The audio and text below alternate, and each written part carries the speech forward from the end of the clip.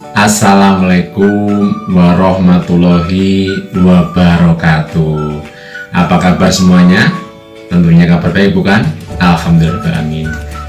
Kita akan melanjutkan pembelajaran kita hari ini. Namun sebelum dimulai jangan lupa berdoa ya.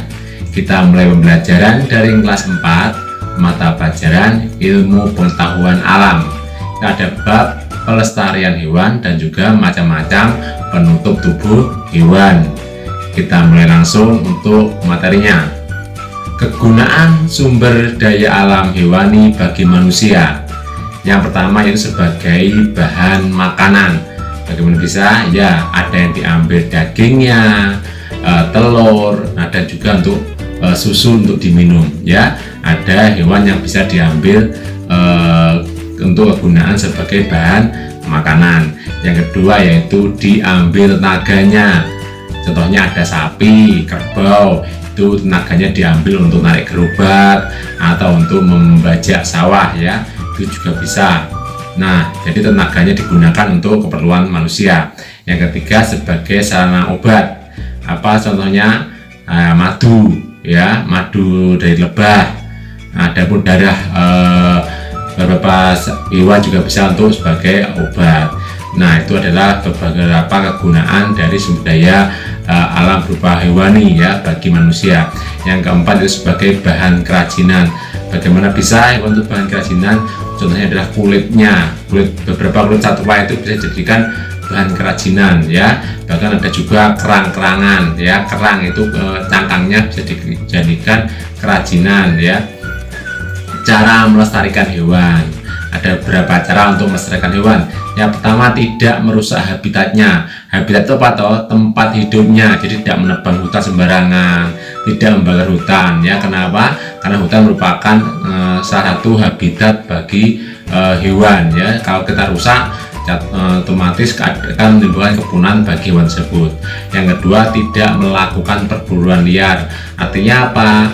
Tidak melakukan perburuan liar itu, kalau berburu tidak harus memilih yang mana yang hewan dilindungi, mana yang tidak dilindungi ya, mana yang boleh diburu, mana yang tidak. Kalau berburu hewan yang diperbolehkan harus yang sudah ukurannya sudah besar atau usianya sudah tua. Yang masih kecil atau muda itu jangan sampai diburu. Yang ketiga, membudidayakan atau menangkarkan. Menangkarkan apa? Diopeni, dikembangbiakan. Nanti kalau sudah dewasa, sudah besar, sudah cukup usia, maka dirilis atau dilepas liarkan lagi ke habitat aslinya.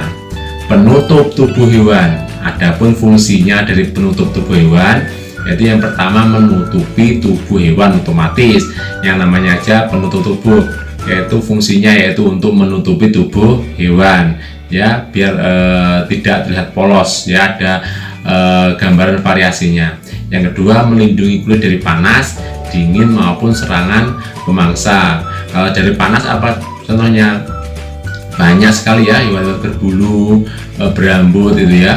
Kalau yang dingin, ada yang utama dingin yang berambut, contohnya ada beruang ya, ada anjing, kucing, itu untuk dari dingin. Dan yang ketiga, melindungi tulang dan organ dalam. Ada beberapa penutup tubuh yang fungsinya seperti itu. Contohnya ada kura-kura ya, itu atau siput. Nah, organ dalamnya itu dilindungi oleh penutup tubuhnya berupa cangkang itu ya. Jadi agar tidak terluka dari benda-benda tajam di luar. Macam-macam penutup tubuh hewan. Ada beberapa macam penutup tubuh hewan. Yang pertama, hewan berbulu. Contohnya apa? Yang pertama ada burung ya. Burung itu adalah salah satu contoh hewan yang berbulu. Selain burung ada juga jenis unggas ya. Jenis unggas ada apa? Ada ayam, itik ya, itu apa, bebek ya, ada angsa dan sebagainya. Ketika ada bebek, ini kelebihan dari bulu bebek itu mengandung minyak. Jadi ketika dia berenang itu tidak basah dan bisa mengapung di permukaan air. Yang kedua, hewan bersisik ya. Hewan bersisik contoh adalah ikan ya. Ikan itu mempunyai penutup tubuh yang bersisik dan lembab. Itu fungsinya agar lebih mudah dan leluasa dalam bergerak. Yang ketiga hewan berambut. Nah, itu saya sebutkan tadi, hewan berambut contohnya itu ada si kelinci ya. Selain kelinci ada pula siapa tuh, kucing. Kucing itu juga termasuk hewan yang berambut ya, bisa dikatakan berambut karena ada rambutnya meskipun halus, itu termasuk berambut. Ada anjing juga ya.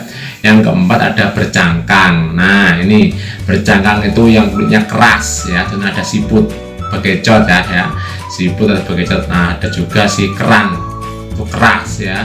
Dan yang selanjutnya ada juga keong atau pitam. Nah, itu contoh bercangkang. Yang kelima hewan berlapis kitin. Berlapis kitin apa? Kulitnya agak keras tapi juga bisa digerakkan ya. Contoh ada kalajengking yang kulitnya agak keras tapi kulit tersebut bisa digerakkan. Dan ada ada juga si udang ya, dan juga ada bumbang. Nah, selain ketiga itu ada juga contohnya ada kepiting ya. Kepiting juga termasuk hewan yang berlapis kitin. Itu hewan yang bulunya berlapis kitin ya. Yang keenam ada hewan berkulit tanduk. Apa bedanya dengan cangkang? Nah, kulit tanduk itu kulitnya itu bisa untuk melindungi diri, seperti ada ular ya, dan juga ada si kadal. Meskipun mereka bersisik, sisinya tidak sama seperti ikan ya, fungsinya itu melindungi diri, agak keras. Dan juga ada buaya dan juga turtle atau kura-kura. Masing-masing mempunyai kegunaan, yaitu keras. Jadi kalau ada pemangsa menggigit itu agak terlindungi juga dari pemangsa ya. Itu ada beberapa macam penutup tubuh hewan.